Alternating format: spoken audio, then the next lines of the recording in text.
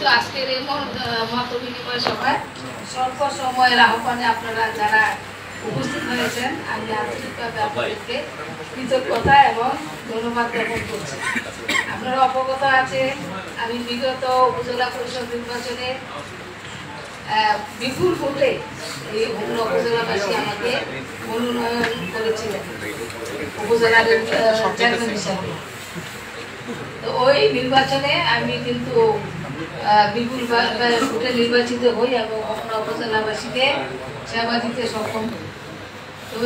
ওই 5 বছর বিগত 5 বছর আমি কি করেছি, কি করতে পারিনি বা আমার কি কোনো ত্রুটি আছে কিনা সেটা আপনারা খতিয়ে দেখবেন যে আমি কোনো এখানে কোনো ত্রুটি রেখেছি কিনা। আমি আশা করব যে আপনারা সেটা একটু মূল্যায়ন করবেন। আবার আসছে আগামী নির্বাচনে আমি যে চেয়ারম্যান প্রার্থী হিসাবে আমি প্রতিদ্বন্দ্বিতা করতে এসেছি। তো আপনারা সেটাও দেখবেন যে কে কে উপজেলাবাসী কল্যাণে নিহিত আছে আর কে নাই সেটা বিবেচনা করবেন আপনারা। সেটার বার আপনাদের হাতে রইল। আমি আমার যে বিগত উপজেলা পরিষদ চেয়ারম্যান হিসেবে যে কাজগুলি সম্পাদন করতে পারিনি, আমি যদি আগামীতে 5ই জুনের নির্বাচনে নির্বাচিত হতে পারি তাহলে সেগুলি আমি সমাপ্ত করতে পারব এবং আপনারা যদি সেই পথটা আমাকে সহজ করে দেন তাইলে আমার জন্য সেটা সম্ভব। এখন আমি আপনাদের যে ছুটে আমি বিভিন্ন নির্বাচনী এলাকায় ছুটে যাচ্ছি, যেখানে যাচ্ছি সেখানে আমি সাড়া পাচ্ছি। হোমনা উপজেলাবাসী আমাকে তাদের পছন্দের প্রার্থী হিসেবে বেছে দিতে তারা আগ্রহ প্রকাশ করতেছে। আমার বিশ্বাস গতবারের নয় এবারও সুষ্ঠু এবং নিরপেক্ষ নির্বাচনের মাধ্যমে হোমনা উপজেলাবাসী আমাকে নির্বাচিত করবেন এই বিশ্বাস আমার আছে। আমি সরকারের কাছে এবং হোমনা উপজেলার যে প্রশাসন সেই প্রশাসনের কাছে আমি আর্জি জানাচ্ছি যে হোমনা উপজেলা যেন একটা উদাহরণস্বরূপ হিসেবে সুষ্ঠু অবাধ এবং নিরপেক্ষ নির্বাচন অনুষ্ঠিত হয়। যেটা আমার হোমনা উপজেলাবাসী মনের আশা, তাদের আকাঙ্ক্ষা সেটা সুষ্ঠু নির্বাচন। সবাই বলে যে নির্বাচনটা সুষ্ঠু হবে কিনা, যেখানে যাই সেখানে বলে যে নির্বাচনটা সুষ্ঠু হবে কিনা। তা আমি তাদেরকে আশ্বস্ত করে আসছি যে অবশ্যই হোমনা উপজেলা নির্বাচন সুষ্ঠু এবং নিরপেক্ষ হবে। আপনারা নির্ভয়ে কেন্দ্রে যাবেন এবং ভোট দিবেন। সেই নির্ভয়ে ভোট দিয়ে তারা যেন আবার ফিরে আসতে পারে নিরপেক্ষ নির্বাচনের মাধ্যমে, সেটা আমি হোমনা উপজেলা প্রশাসনের কাছে আবেদন জানাচ্ছি। প্রিয় সাংবাদিক বৃন্দ,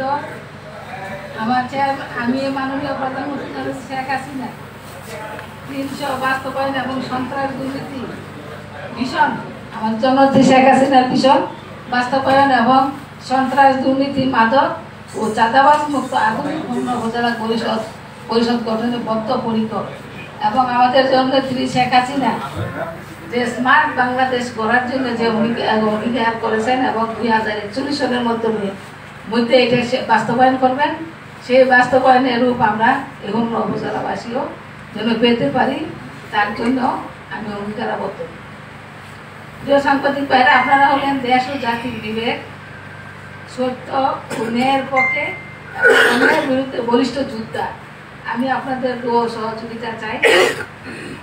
আপনারাই পারেন এই উপজেলা যে নির্বাচনটা আসছে আমাদের হোমনা উপজেলায়, সেই হোমনা উপজেলা নির্বাচনটাকে সুষ্ঠু নিরপেক্ষ এবং গ্রহণযোগ্যমূলক একটা নির্বাচন হওয়ার জন্য যে আপনারা যে ইয়ে করবেন সেটা বাস্তবায়নের চেষ্টা করবেন, সেটা আপনারাই পারবেন। আপনারাই সম্মানিত সাংবাদিক বৃন্দ, আপনারা সব পারেন অন্যায়ের বিরুদ্ধে লড়তে পারেন, ন্যায়ের পক্ষেও কাজ করতে পারেন, সেটা আপনারাই।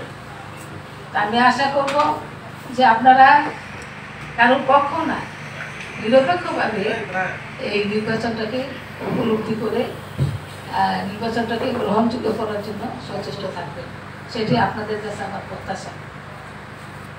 তা আমি আর কিছু করবো না। আমাদের বঙ্গবন্ধু সোনার বাংলা গড়ার জন্য যে স্বপ্ন দেখেছিলেন সেই স্বপ্নটা বাস্তবায়ন করতেছেন কিন্তু আমাদের জননেত্রী শেখ হাসিনা। এবং তার জন্য তাকে অনেক কঠোর পরিশ্রম করতে হয়েছে, হয়েছে এবং হচ্ছে। তিনি কঠোর পরিশ্রম করেছেন। আমাদের ডিজিটাল বাংলাদেশ চলছে এখন। 2041 সালে জননেত্রী শেখ হাসিনা ঘোষণা দিয়েছেন যে 2041 সালের মধ্যে বাংলাদেশ হবে স্মার্ট বাংলাদেশ। সেই স্মার্ট বাংলাদেশ গঠনে উনি কাজ করে যাচ্ছেন, আমরা ওনার অংশীদার হিসেবে কাজ করব। সেইটাই আমি আশা করি এবং আশা করি যে হোমনা উপজেলাবাসীকে স্মার্ট বাংলাদেশের অংশ হিসেবে আমরা মানে তাদের অংশগ্রহণ করতে আমি তাদেরকে অংশগ্রহণ করে বাস্তবায়ন করার জন্য আমি কাজ করে যাব। তা আমি জননেত্রী শেখ হাসিনা মাননীয় প্রধানমন্ত্রী, উনি যে নিরপেক্ষ নির্বাচনের জন্য কিন্তু উনি বদ্ধপরিকর, উনি একটু ছাড় দেবেন না। উনি যথেষ্ট বদ্ধপরিকর যে সুষ্ঠু নির্বাচনের সাথে যা কিছু করা প্রয়োজন উনি তাই করবেন। তা আমরা হোমনা উপজেলাবাসী যেন তার যেই অঙ্গীকার সুষ্ঠু নির্বাচন, সেই অঙ্গীকার আমরা জনমত নির্বিশেষে আমরা সম্মানিত সাংবাদিকবৃন্দ সহ সকলের কাছে আমি আবারও প্রত্যাশা করে আমি বিদায় নিচ্ছি। আপনারা সবাই দোয়া করবেন এই যে নির্বাচনটা যেন অবাধ হয় এবং যার পছন্দের যে প্রার্থী সেই জন্য আসতে পারে, পছন্দের প্রার্থীদেরকে যেন তারা বেছে নিতে পারে, সেই আশাবাদ ব্যক্ত করে আপনাদের সহযোগিতা কামনা করে শেষ করছি। আল্লাহ হাফেজ। জয় বাংলা, জয় বঙ্গবন্ধু। ভালো থাকবেন আপনারা। আসসালামু আলাইকুম।